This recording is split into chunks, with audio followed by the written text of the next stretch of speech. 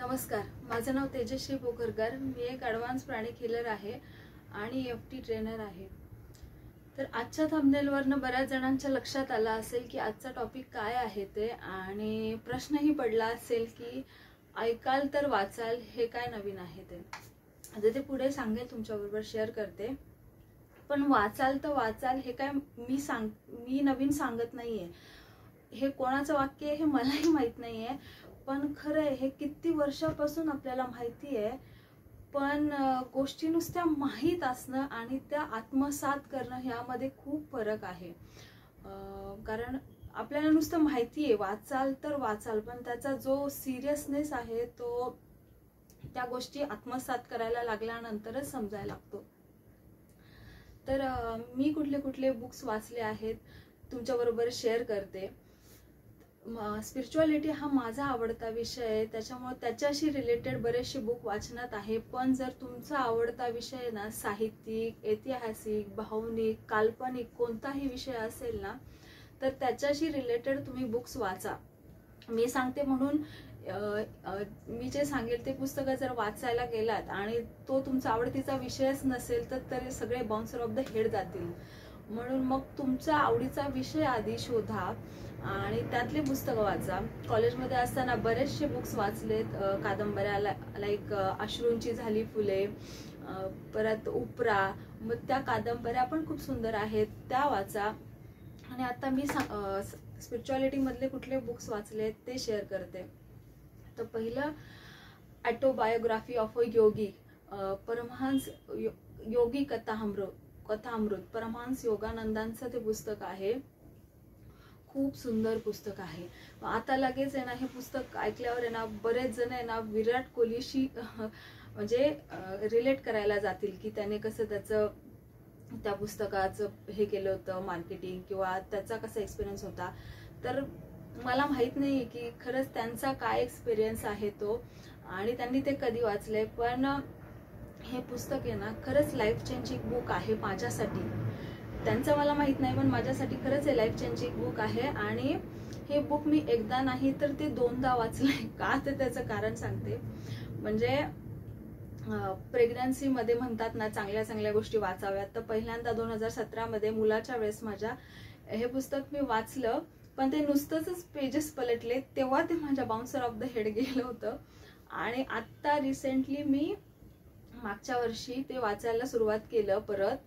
तर it took me 4 months to read that book. त्याचे बरेच रिझन्स आहेत. म्हणजे एक तर ते पुस्तक मुळातच खूप मोठं आहे, आणि तेव्हा म्हणजे घरी माझ्या आईच्या मणक्याच्या ऑपरेशनचे दवाखाने आमचे चालू होते. मग त्याच्या प्री टेस्ट, पोस्ट टेस्ट, त्या अशा गोष्टी बऱ्याच चालू होत्या. मग त्याच्यामध्ये मुलांचं स्कूल, त्यांचे टिफिन्स, अभ्यास वगैरे, घरकाम, अशा सगळ्या गोष्टी करत करत फायनली 4 months लागले मला ते पुस्तक कंप्लीट करायला. पण खरंच लाईफ चेंजिंग बुक आहे ते.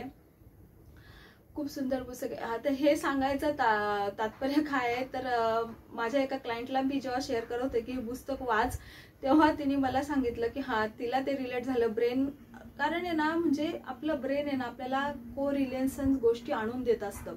मग ते लगेच हे नाव घेतलं ना ऑटोबायोग्राफी ऑफ अ योगी, तर आहे ना परमहंस नंद एक वेळ आठवणार नाहीत आपल्याला, पण ते विराट कोहलीची ती जी काय रील होती ती नक्की आठवेल, कारण तो ब्रेनचा को रिलेशन्स आहे इथे.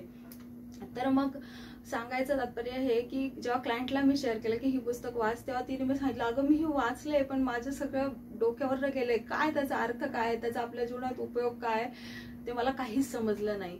तेव्हा मग मला माझी गोष्ट आठवली आणि मी तिला पण सांगितलं अगं मी पण 2दा वाचलंय, आधी कधी वाचलं आणि आता कधी वाचलं, तर परत एकदा वाच, नेक्स्ट टाइम तुला नक्की ते पुस्तक समजेल.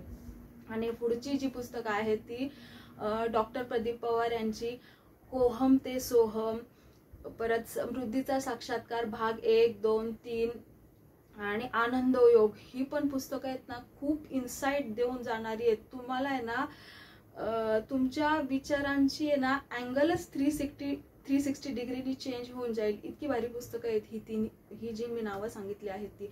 आणि मग परत अजून जीवन समजून घेताना गौर गोपालदास यांचं आहे. आणि डाईंग टू बी मी हे पुस्तक मी वाचलेलं आहे. आणि आत्ता रिसेंटली मी डॉक्टर ब्रायन वीज यांचं मेनी लाईव्स मेनी मास्टर्स हे पुस्तक मागवलंय. तर ती पण एक म्हणजे रिअल स्टोरी आहे. डॉक्टर ब्रायन वीज हे मनोवैज्ञानिक होते आणि कॅथलीन ही जी त्यांची पेशंट होती, तर तिच्या पुनर्जन्मावर आधारित ही एक रिअल स्टोरी आहे. तर ती जेव्हा कंप्लीट होईल वाचून, तर त्याची जी काय समरी आहे मी तुमच्या बरोबर नक्की शेअर करेल. पण म्हणजे वाचाल तर वाचाल हे माझं ज्ञान नाहीये. वाचाल तर वाचाल ज्यांनी कुणी सांगितलं आहे ते खरंच खूप भारी, म्हणजे एकच वाक्य आहे हे, वाचाल तर वाचाल, पण खरंच खूप भारी आहे की तुम्ही जेव्हा वाचायला जाल, गोष्टी वाचत वाचत जाल आणि आवड निर्माण होईल ना, मग तुम्ही नवीन नवीन पुस्तकं अजून कधी हे कंप्लीट होईल आणि मग कधी दुसरं मागवेल, कधी वाचेल, अशी तुमच्यामध्ये ती स्ट्रेंथ डेव्हलप होईल, पॉवर डेव्हलप होईल. आणि आता ऐकाल तर वाचाल हे काय आहे ते सांगते. म्हणजे ना, मला नाही वाटत की ह्या पृथ्वी म्हणजे ह्या जगामध्ये ना आता झोपताना आहे ना मोबाईल स्क्रोल केल्याशिवाय कोणाला झोप लागत असेल. तर स्क्रोलिंगची ही जी हॅबिट होती ती मलाही लागली होती. मग त्याच्यावरती उपाय काय, तोडगा काय? तर माइंडशी तर मैत्री करायची, ती का आणि कशी करायची. माइंडला कधी दुखवायचं नाही. जे थॉट्स येतील ना त्याच्या अपोजिट कधी जायचं नाही. त्याला व्यवस्थितपणे टर्न कसं करायचं आहे ना, ही वेगळी पॉवर आहे. हे शेअर करेल कधीतरी. मग ते कालच्या व्हिडिओमध्ये सांगितलंय की माइंडशी का आणि कशी मैत्री करायची. माझ्या हॅपीनेस आणि वॉन्टिंग लिस्ट या व्हिडिओमध्ये हे शेअर केलेलं आहे. तर तो व्हिडिओ पण पहा माझ्या चॅनलवरती. तर मग ही सवय स्क्रोलिंगची मला पण लागली होती. मग आता मनाला तर दुखवायचं नाहीये, पण मला चांगल्या गोष्टी माझ्या काहीतरी कानावर पडल्या पाहिजेत, मला त्यातून काहीतरी ज्ञान मिळालं पाहिजे, असं मला पाहायचंय युट्यूबवरती आणि असं ऐकायचंय. मग एक उपाय सुचला, सापडला की आजकाल आहे ना युट्यूबवरती आहे ना बऱ्याच अनेक वेगवेगळ्या क्षेत्रांमधल्या साहित्यिक, ऐतिहासिक, भावनिक, जो तुमचा आवडीचा विषय आहे ना त्यातल्या सगळ्या पुस्तकांच्या समरीज अवेलेबल असतात. खूप सुंदररित्या एक्सप्लेन केलेल्या असतात. मग रात्री झोपताना आहे ना, जेव्हा मनामध्ये विचार यायचे ना स्क्रोलिंग करायचे, तेव्हा मग मोबाईल उशीशी ठेवून कुठलंही पुस्तक लावायचं आणि ते ऐकत ऐकत झोपायचं. मग ही थोडी थोडी हॅबिट आवड निर्माण होऊ लागली आणि मग ती कधी रुजली ते नाही कळलं मला. पण नक्की ट्राय करा ही सवय पण. तर मी ऐकलेले कोणते कोणते बुक्स आहेत ते सांगते. The practising mind, the power of now, mindfulness, power of acceptance आणि सेल्फ डिसिप्लिन, अशी बरेच पुस्तकं मी ऐकलेली आहेत. त्याच्या समरीज, त्याचे ऑडिओ क्लिप्स मी ऐकलेले आहेत. म्हणजे ना जर मोबाईल पाहायचा आहे आणि युट्यूब पाहायचं आहे ना, तर तुम्हाला ज्या गोष्टीतून ज्ञान मिळेल, पॉझिटिव्हिटी मिळेल, मोटिवेशन मिळेल, तसे व्हिडिओज पहा. बरेच चॅनल आहेत, बऱ्याच लोक अशा गोष्टी शेअर करतात, त्यांचे व्हिडिओज पहा. आणि मग तुम्हाला जर कुकिंगची आवड असेल तर वेगळा पदार्थ शिकायचा आहे तर तसे व्हिडिओ पहा, ते पाहिले तरी चालतील. तुम्हाला स्टिचिंगची आवड असेल तसे त्या रिलेटेड पाहिले तरी चालतील. पण हे जे शॉपिंग हॉल किंवा मग daily vlogs, daily life vlog असतात ना, तर मला नाही वाटत की त्याच्यातून आपल्याला काहीतरी घेण्यासारखं आहे, शिकण्यासारखं आहे. तर मग पण ती अगेन तुमची चॉईस आहे की तुम्हाला काय पाहायचंय ते किंवा काय ऐकायचंय ते. मला वाटलं की तुमच्या बरोबर शेअर करूयात की मी काय वाचले आणि मी काय ऐकलंय ते.